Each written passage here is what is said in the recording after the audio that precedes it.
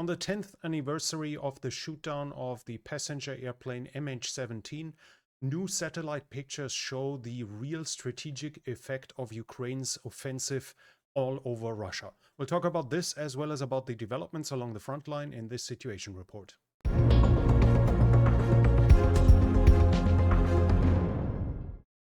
Hello and welcome. Let me quickly introduce you to a fundraiser I do with my German channel in case some of you want to pitch in.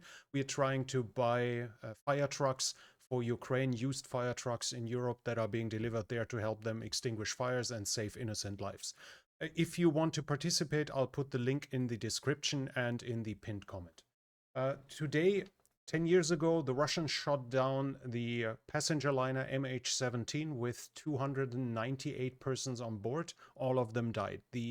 The shootdown was done with a Buk air defense system that was delivered from Russia, intercepted radio messages, showed the Russians initially celebrating that they shot down a Ukrainian jet.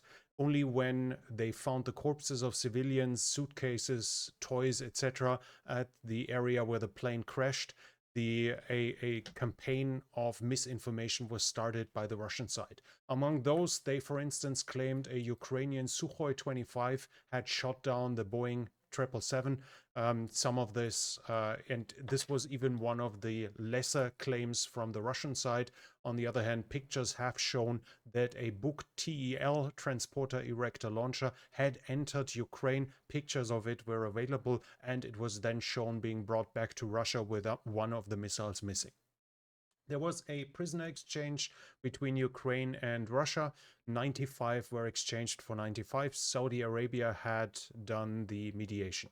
Also, there are new reports about Ukrainian hits on oil storage facilities, energy infrastructure, and the claim that an S-300 or an S-400 installation was hit on the Crimean Peninsula with a drone, interestingly enough. Let's switch to the developments along the front line. Here in the north, I have no change that I can record since Monday. On the eastern front, we have a small Russian success at Kislivka. This is here. The Russians have roughly advanced until this point here. We have a geolocation of this where the Russians, I'm sorry, the wrong picture, where the Russians have been spotted up to here. So they advanced roughly from here to here and an estimated 500 meters along the railway line.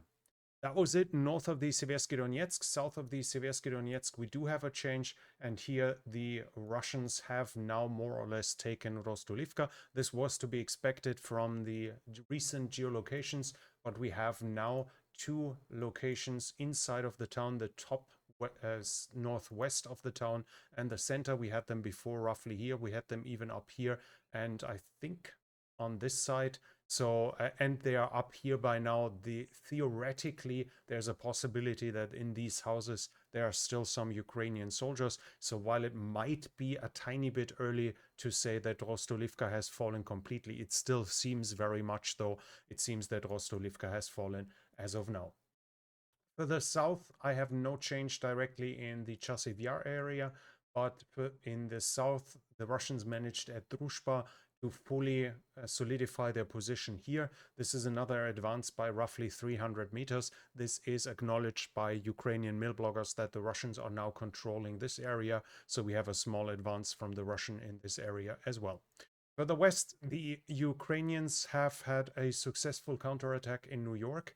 Here in the east of it, a geolocation shows the Ukrainians being at this position here, where they have pushed the Russians somewhat to the south. This should be here at this point. At the same time, though, the Russians managed to advance further. This area has now fallen under Russian control, and the Ukrainians are claiming that they have taken this area here, that they have recaptured it in a counterattack. I have not seen any visual evidence. As you know, if you're not here for the first time, when in doubt, something like this, to determine change in territory, I have two basic rules: A, visual evidence, and B is that the defeated side admits defeat. So if the Ukrainians say, okay, we lost this town, then we can be almost certain that they actually lost it. If they claim they captured it, it's a different story, and it's the same with the Russians. Here we have the Ukrainians claiming success, and I have not seen the Russians confirming it, and I have not seen visual evidence,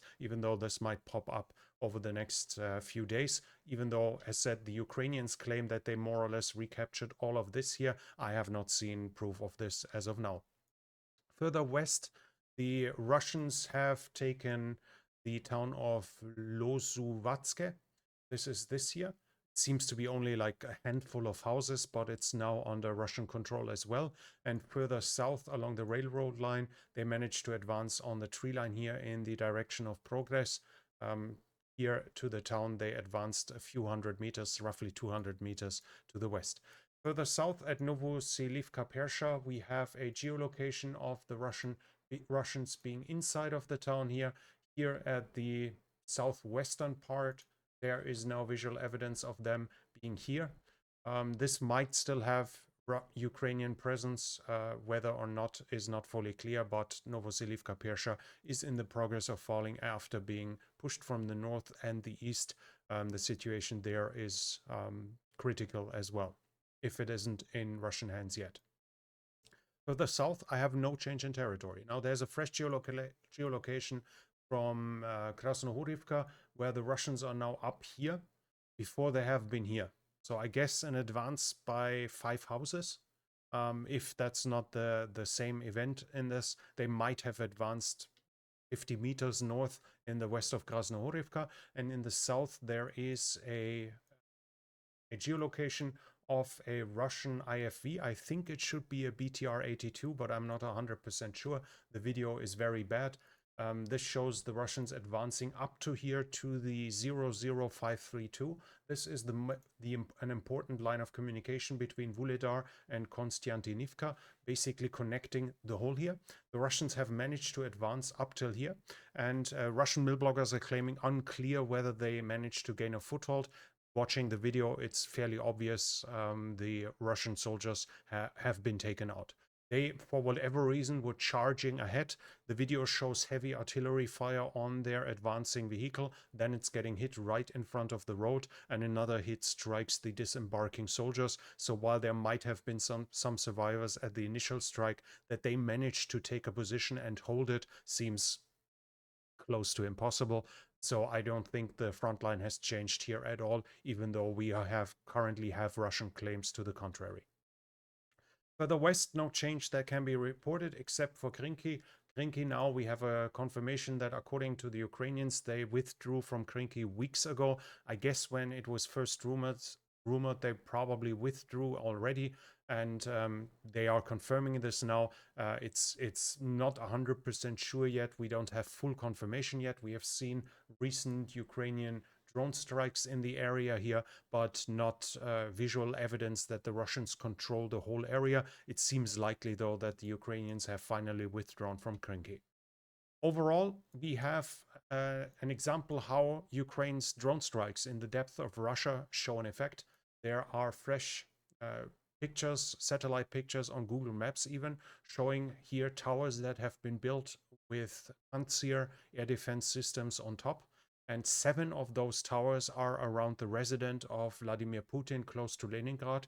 So the fact that Putin has on this lake has a villa, his residence there, it forced the Russians to deploy 7 Pantsir systems just to defend this area for potential Ukrainian attacks. And this shows that while Russia's availability for air defense is vast, while they have a huge stockpile, at the same time Ukraine strikes deep into the territory, into Tatarstan, have forced the Russians to redeploy systems into positions where at the beginning of the war they had no need whatsoever. And this obviously means that the lines, the defensive area, the defensive strength along the front lines will get smaller, and thus allow the Ukrainians to increase their abilities to operate with the F-16s that are expected to enter the battlefield really soon at this point, and the Ukrainians add to it with permanent strikes on Russian air defense systems, taking them out as well. In troop generations, we have another evidence of the situation, how it's currently changing. We now have reports that from Moscow, the signing bonus has increased to 1.7 million rubles. Initially, the signing bonus was nationwide between 200 and 300,000. So while this is a massive increase, and so far we only had between 1.2 and 1.5, I guess we have to put it into some perspective. Moscow is the richest city of the country, and the average income there is significantly higher. I think 2 or 3 times as high as in the rest of the country. So to recruit volunteers, it's just to be expected that the prices are much, much higher there. But overall, we see the prices going up, showing that the Russians have increased troubles recruiting enough volunteers, so they have to increase the financial incentives. Then in the political sphere, we have news that the Duma is changing laws, that persons will be designated terrorists or extremists much easier. This to be designated, as this is the spreading of fakes about the military because of political, ideological, racist, nationalist, or religious reasons. So if you spread fakes about the military for this reason, you can already be designated a terrorist or an extremist. And the Russian opposition media, the Bell, has calculated that at least 650,000 Russians have left Russia since the beginning of the war permanently, and they still don't have data from other countries where Russians went to, be it Southwestern Europe, be it Southeast Asia. They're still lacking numbers there, so the overall number should be even higher. And then again, this is compounding with the other problems on the Russian labor market, and people who were able to leave Russia permanently in that period are probably the better educated and those that are better off, and thus the ones that are more needed in the workforce. This is a problem that Russia is facing since, at least since the mobilization wave. We have news about international support as well. The Danish government has ordered 18 Bogdana wheeled howitzers. They are the Ukrainian product, the Ukrainian howitzer that can somewhat be compared with the César, with the French César. They were ordered in Ukraine, but for Ukraine. So this is the first big order of another country inside Ukraine with foreign money. We talked about it in the past that the Ukrainians say they can only finance 1/3 of the capability of their defense industry, so they could produce 3 times as much if only they could pay for it. So foreign investment is needed, and there's obvious hesitation because of the rampant corruption in Ukraine, which might be combated right now inside of the war, but which is still a problem. Still though, Denmark goes the first step, and obviously Ukraine will hope for others to join. And from the Czech Republic, we have news that they are going to train 1,700 Ukrainian soldiers in 2024. So more of them being better trained than what Ukraine can currently do is obviously a very good news for Ukraine as well. But that's it from me for now about the current events on the front line and behind it from the last 2 days of the war in Ukraine. If you like this situation report, please give it a thumbs up. It really helps with the algorithm. If you're new here, I would like to invite you to subscribe to the channel and hit the bell icon. Leave a comment what do you think about the current situation, and if you want to support the channel, you can do so by the means in the description. Thank you very much to everyone already supporting this channel. But that's it from me for now. Thank you for watching, and I'll be back.